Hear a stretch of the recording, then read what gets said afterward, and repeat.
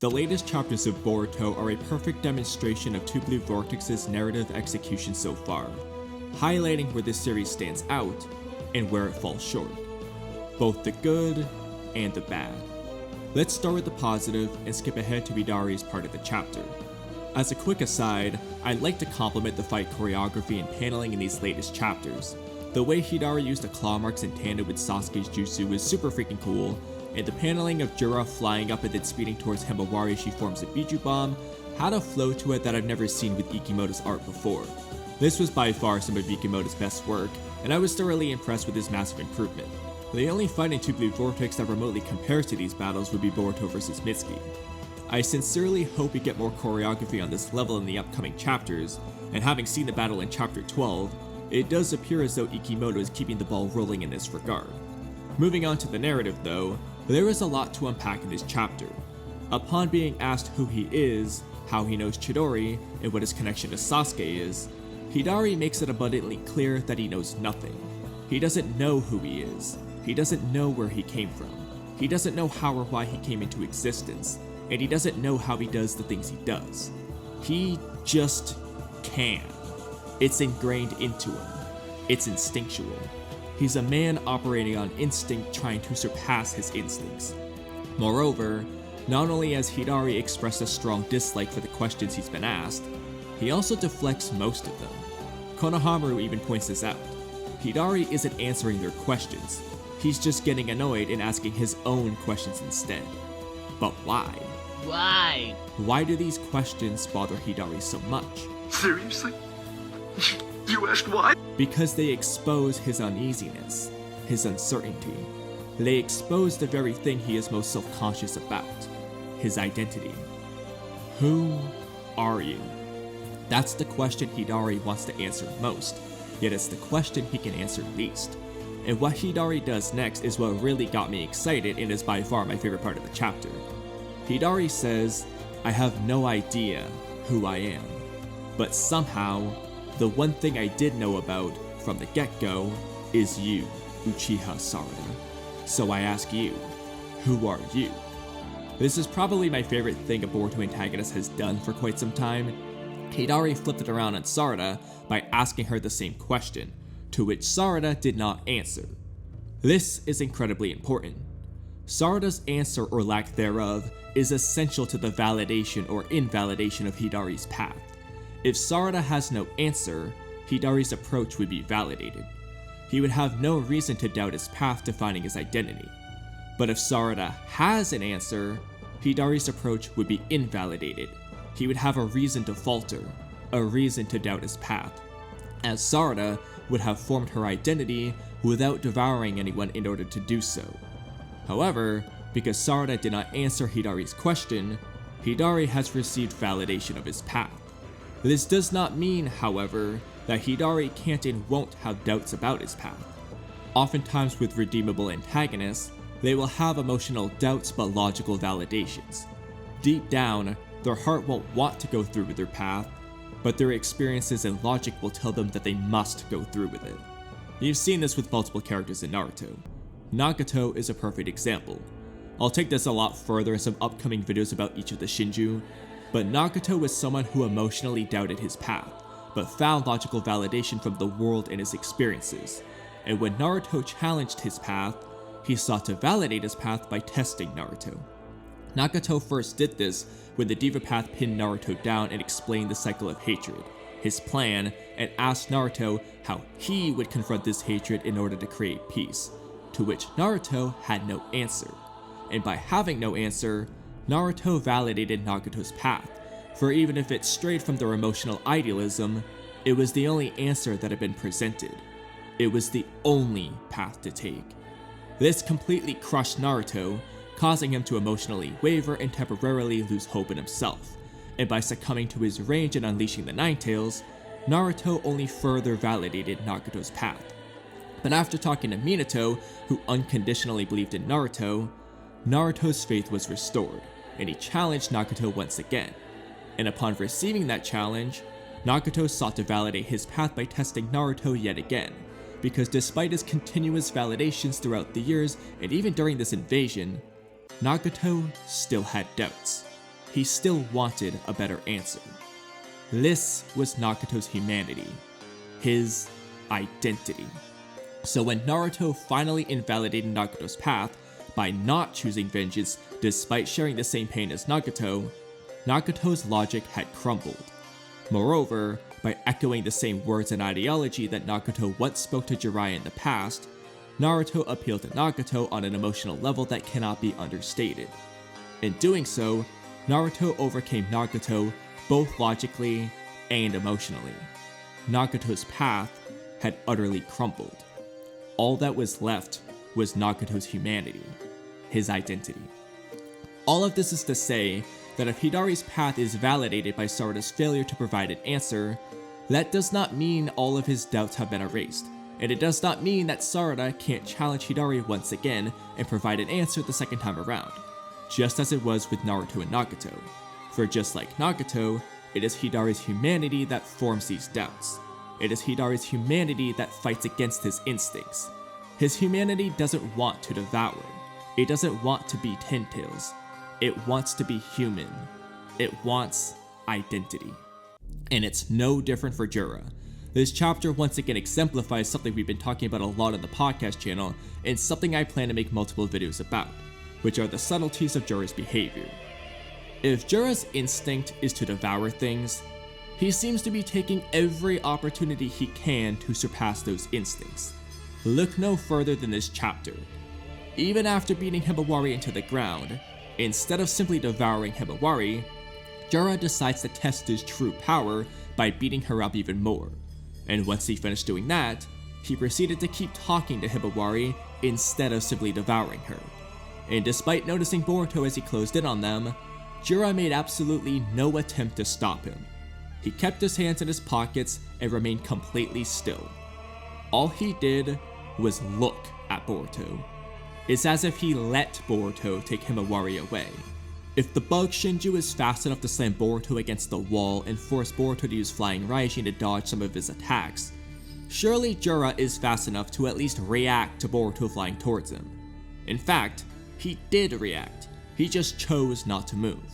This indicates that it was Jura's decision to not stop Boruto, or at least to not try to stop him. Putting this into context with our discussion of Hidari previously, it is Jura's humanity that keeps him from fully committing to his path.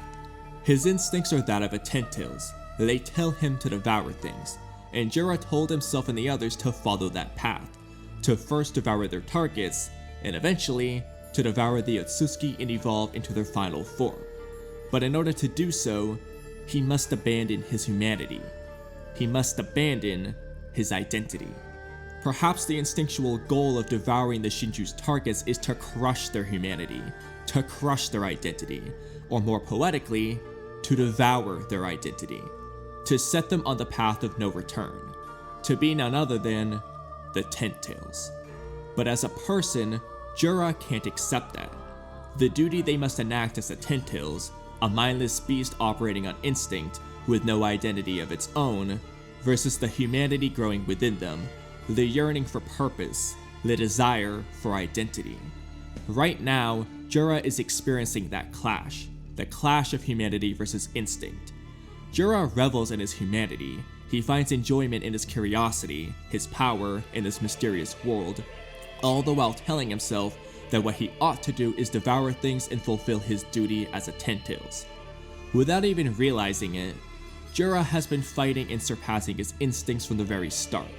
He's always been and will always be Jura, not the Ten Tails. As such, Jura is a well-conceived contradiction, a paradox who's blind to his own hypocrisy. The characterization and quirky personalities of Jura and Hidari are what make them by far my favorite characters of Two Blue Vortex. The complexity and subtle nuances of their characters set them apart from the rest of the cast, with only Kawaki tailing behind.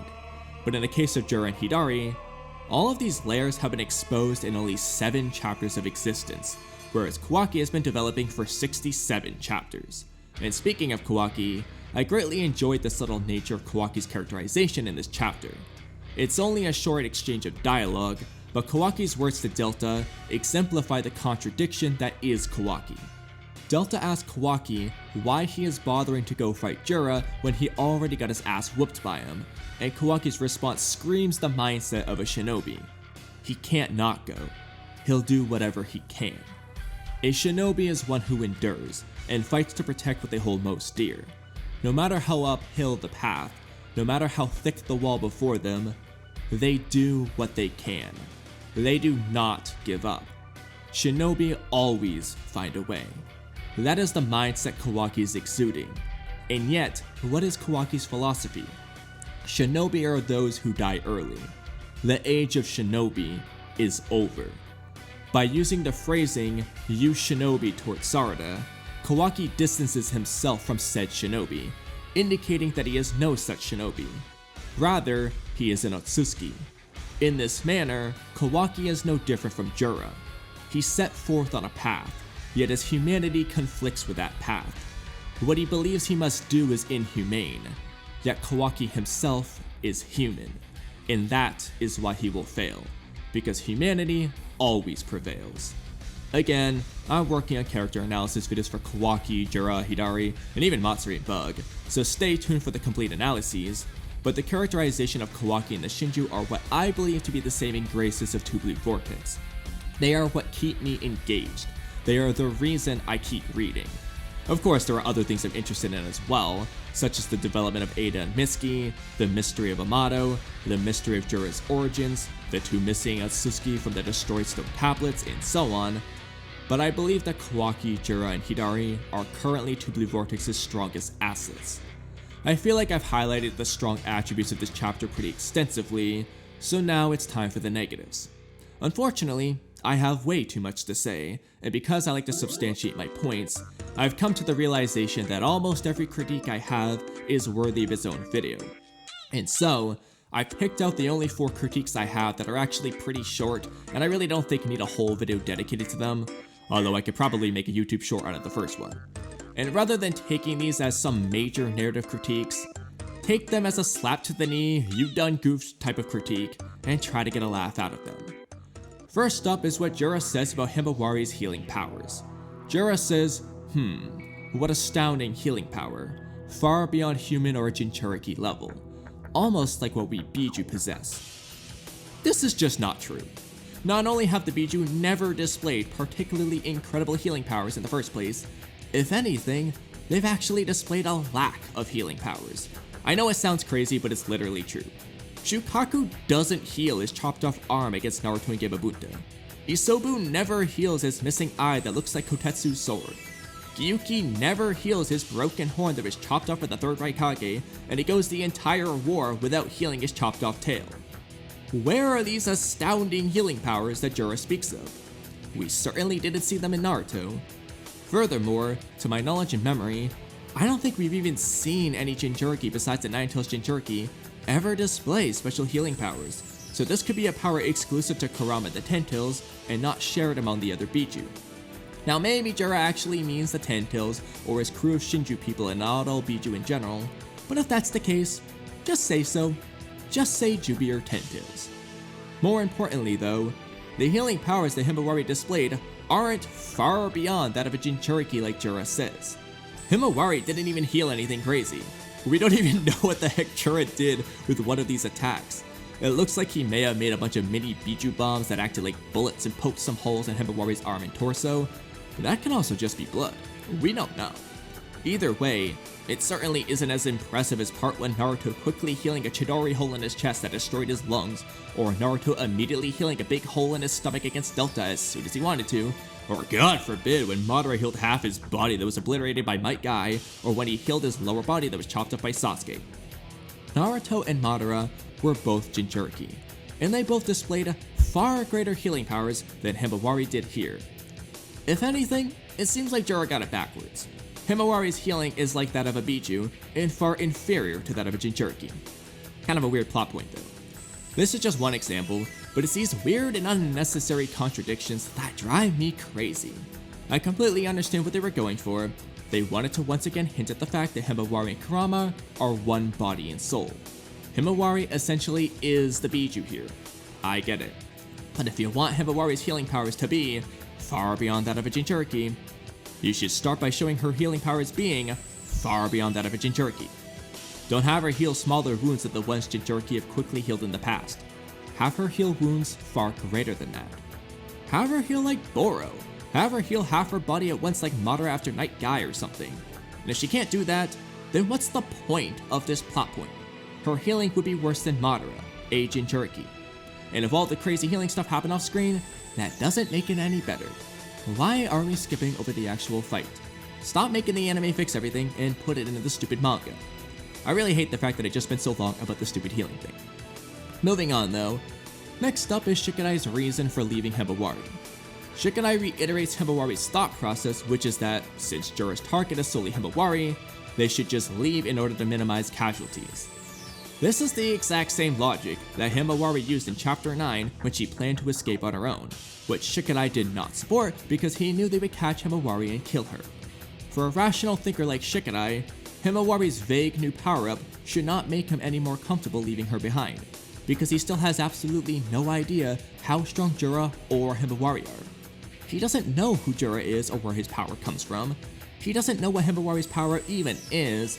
He hasn't seen Himawari fight Jura with this new power yet, and he hasn't seen Jura put any effort into this fight yet.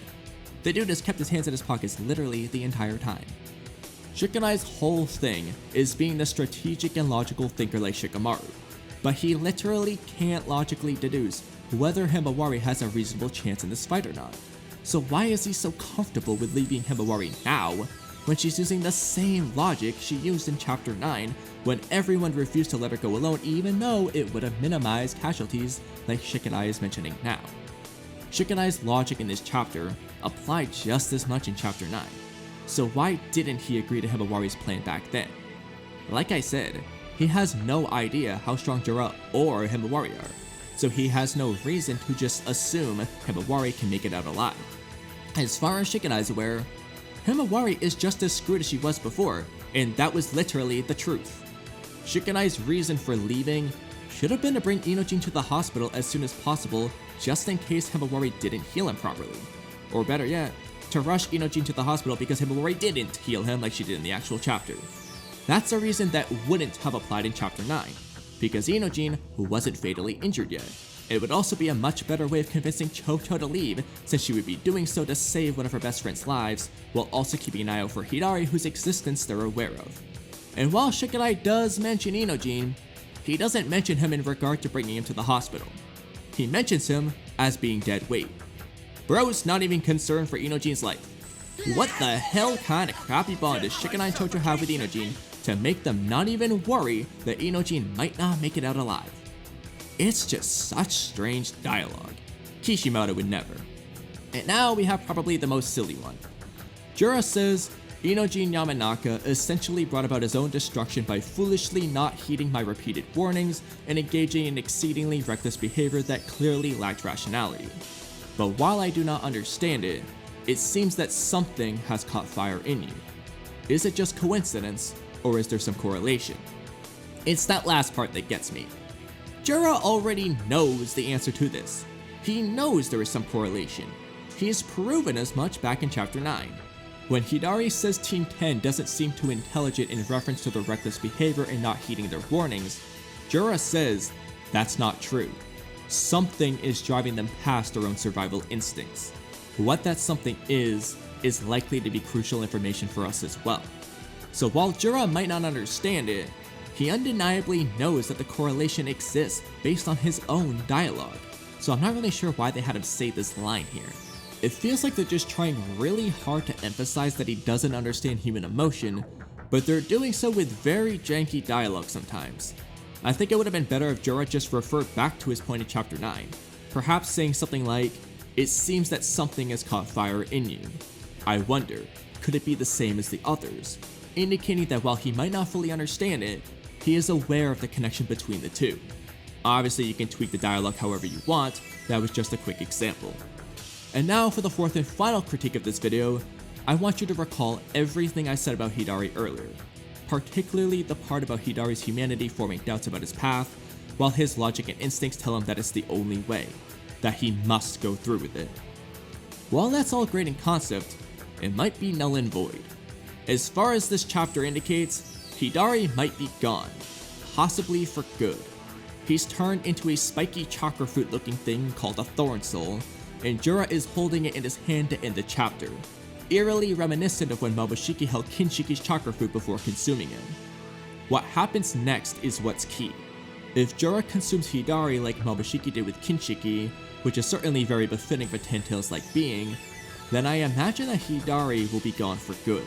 And while I like this idea as a general concept for Hidari's end and to continue to build Jura up as our main antagonist, it is way too fucking soon to be doing this. What the hell was the point of Hidari? We haven't done anything with him yet. If Jura consumes Hidari and gains his chakra and power and whatever else, we could have simply had Jura start with all that, with all the chakra of all the tree people from the onset. There's literally no narrative purpose of Hidari if Jura just eats him now, and given that Hidari was the Sasuke tree, by far the most important character who becomes a tree, that really lowers your expectations for Matsuri and Bug. If Hidari is a pointless character, why on earth would Matsuri or Bug be any different? It's just so strange to have Hidari be the first Shinju to be taken out, especially without taking his character anywhere. I don't like that at all, not even 1%. However, there is a way to save this. While I've still yet to make this stupid video, I personally have pondered on the idea that Hidari, Matsuri, and Bug are all essentially chakra fruits of their respective trees, or at least something close to that. And from what I'm seeing from this chapter, it almost seems like the spiky chakra fruit thing, currently being called the Thorn Soul, might be the core of their essence, in which case, perhaps these spiky things are the chakra fruits of their respective trees, and then upon feeding these fruits to a claw grime, that claw grime then transforms into those respective Shinju. In which case, as long as Jura has Hidari's spiky chakra fruit, Jura can just feed that fruit to another claw grime to bring Hidari back. Whether or not Hidari would retain all of his progress and memories, or if he would start anew remains to be seen, but it would at least keep Hidari in the picture and add a layer of hopelessness to the situation, since even if you defeat these guys, they can be brought back via pretty simple means. And so, while I like the idea of Jura consuming Hidari eventually, I sincerely hope that he doesn't do that yet, and instead opts for this second option of feeding the fruit to a claw grime to bring Hidari back. I really hope they go this route and not the former, or else I'm gonna be extremely disappointed, because I felt very passionate about Hidari's potential as a well-written character, and I think the first several minutes of this video speaks for itself, and that wasn't even the complete Hidari analysis that I was excited to make. But if worst comes to worst, at least I have Jura to bank my hopes on, as he is my favorite character of Two Blue Vortex so far. But I want to hear what you guys think. What are your thoughts on my mini analyses of Hidari, Jura, and Kawaki? How did you feel about the himawari healing, Shikadai leaving, and Jura questioning nonsense? And how do you feel about the current situation with Hidari right now? Thanks for watching till the end. Don't forget to subscribe, leave a comment, like the video, and hit the noti bell if you haven't already. Check out my other channels and Discord in the description below, and I'll see you guys next time.